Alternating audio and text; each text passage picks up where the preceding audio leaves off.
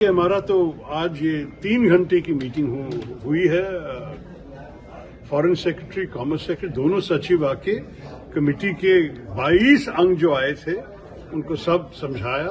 मेरे ख्याल में अंत में करीब 50 से ज्यादा प्रश्न पूछे होंगे हमारे कमेटी के अंग, और इनमें से सारे विषय हमें चर्चा करने का मौका मिला।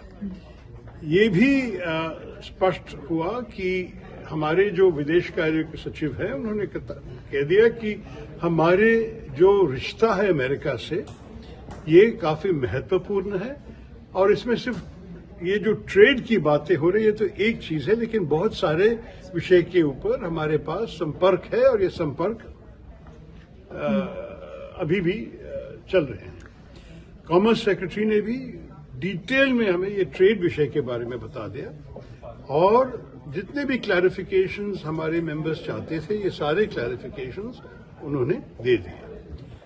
आप लोग तो मुझे पूछ रहे थे कि जनरल मुनीर का जो न्यूक्लियर सेबर रैटलिंग जो कहते हैं कि वो न्यूक्लियर तलवार हमारे तरफ दिखाए अमेरिका से, कि इसके बारे में भी चर्चा हुआ। मैं आपको कह सकता हूं कि इस विषय के ऊपर प्रश्न तो पूछा गया था, और जवाब फॉरेन सेक्रेटरी साहब का था कि इस विषय पे हमारी मीटिंग की शुरुआत के समय एक स्टेटमेंट भी हमारे मिनिस्ट्री ने इशू की है कि ये बिल्कुल हम कभी भी सीरियसली नहीं ले सकेंगे।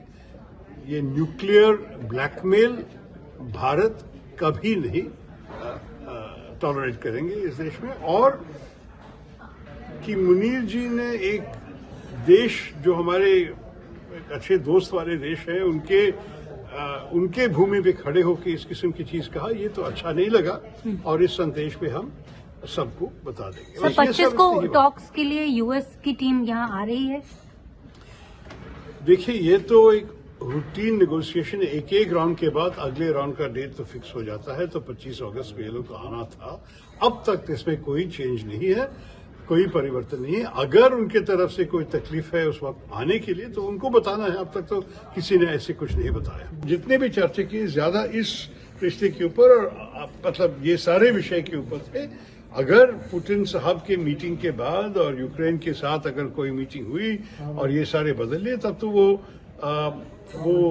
दूसरा जो 25% जो रशिया के ऑयल खरीदने के कारण हमारे ऊपर इम्पोज किया गया है, ये दूसरे 25% तो जाएगा, क्योंकि वो तो सिर्फ ये रशियन युद्ध के कारण थे ना। तो अगर युद्ध नहीं है तो नेचुरली, लेकिन वो पहला 25% से भी हमें असर पड़ रहा है, और उसके ऊपर तो चर्चा करनी चाहिए कि उसको जरा सा कम करने की कोशिश करें।